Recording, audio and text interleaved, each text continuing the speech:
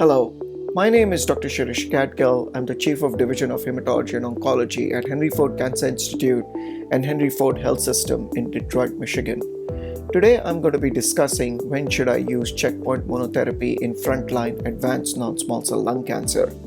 I'm going to start off today's discussion by presenting a case of a patient of mine, a 50-year-old female patient with a sense of chest tightness and sense of burning in the chest, as a result of which the patient underwent a chest X-ray and subsequently a CT scan.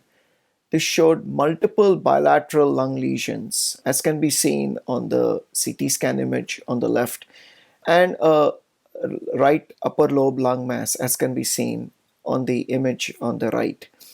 The patient underwent a biopsy of the lung mass and it showed evidence of adenocarcinoma. The tumor was positive for KRAS mutation and PD-L1 expression of the tumor was 70% as assessed by the DACO 22C3 assay. The patient was started on single-agent pembrolizumab because of high tumor PD-L1. The patient received treatment until September of 2019 and an almost complete response to therapy. The patient is now off therapy since September of 29 and follow-up scans have not shown any disease recurrence till now. At ASCO 2019, Dr. Eddie Garin and colleagues presented updated results of KEYNOTE 001.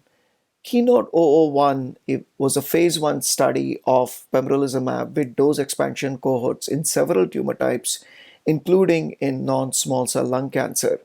Both treatment naive and previously treated advanced non-small cell lung cancer patients were treated with single-agent pembrolizumab. This study established the predictive value of tumor PD-L1 expression in terms of predicting benefit from pembrolizumab.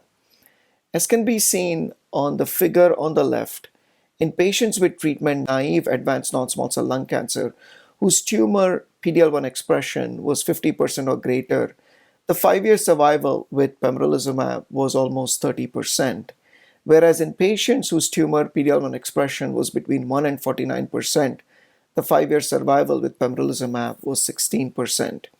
Similarly, in patients with previously treated non-small cell lung cancer, the benefits with pembrolizumab were different according to PD-L1 expression, ranging from 5-year survival of 25% in patients whose tumor PD-L1 expression was greater than 50%, as compared to 3.5% 5-year survival in patients whose tumor PD-L1 expression was less than 1%. Based on this data, a randomized phase 3 study, KEYNOTE 024, was launched that randomized advanced non-small cell lung cancer patients whose tumor PD-L1 expression was greater than 50%, who did not have evidence of EGFR mutations or ALK translocations, and such patients were randomized to pembrolizumab or platinum-based doublet chemotherapy. As is well known, this study showed a significant survival advantage with single-agent pembrolizumab as compared to chemotherapy, with a hazard ratio of 0.65, which translated into a median survival with pembrolizumab of 26 months, and as compared to a median survival with chemotherapy of 14 months. These results were duplicated in the KEYNOTE 042 study. In KEYNOTE 042 study, advanced non-small cell lung cancer patients whose tumor PD-L1 expression was greater than or equal to 1% were randomized to pembrolizumab or appropriate histology-based chemotherapy. The primary endpoint of this study was to assess overall survival in patients whose tumor PD-L1 expression was greater than 1%. And what this study showed was that in this patient population, pembrolizumab did improve overall survival with a median survival of 16.7 months as compared to 12.1 months with chemotherapy, with a hazard ratio of 0.81.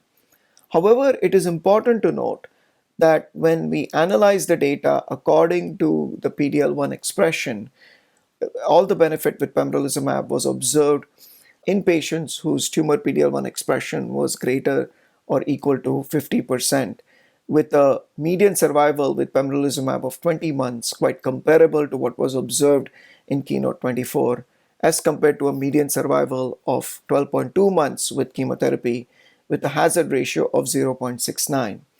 When you looked at the patient population whose tumor PD-L1 expression was between 1 and 49%, there was no survival advantage observed with pembrolizumab over chemotherapy. Based on the results of KEYNOTE 42, FDA has approved use of pembrolizumab as frontline therapy in patients with tumor PD-L1 expression of greater than 1%.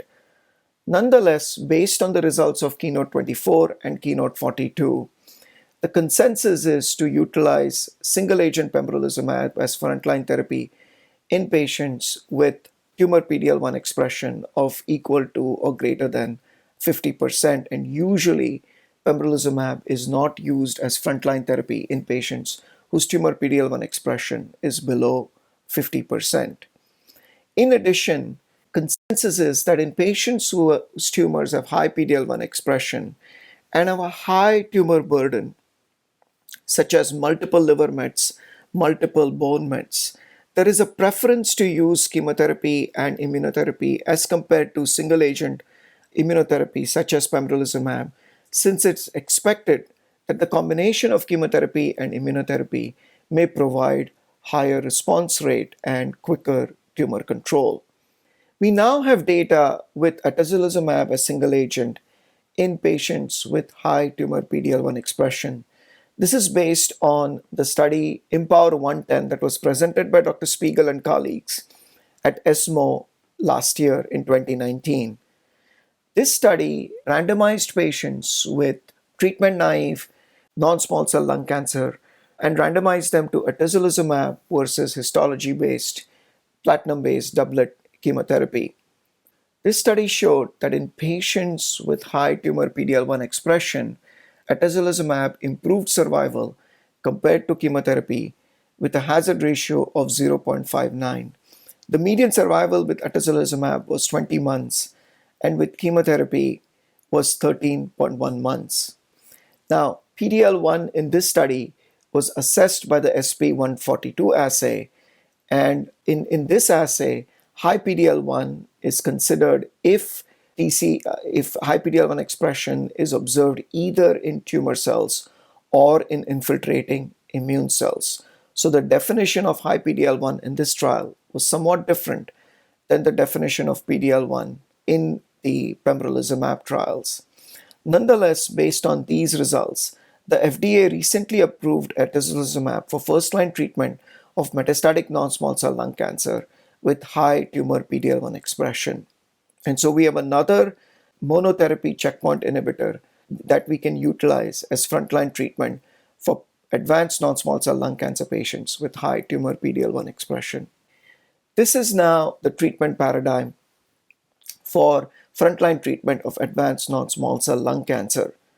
Patients should be tested for appropriate targetable genetic alterations, and if identified, should be treated with appropriate targeted therapy. If targetable alterations have not been detected, then the patient's tumor should get tested for PD-L1 expression. If the PD-L1 is high, IO monotherapy is the preferred option. However, if the patient has a high tumor burden, then the combination of chemotherapy and immunotherapy can be considered. If the patient's tumor PD-L1 expression is below 50%, then chemotherapy and immunotherapy are the preferred options.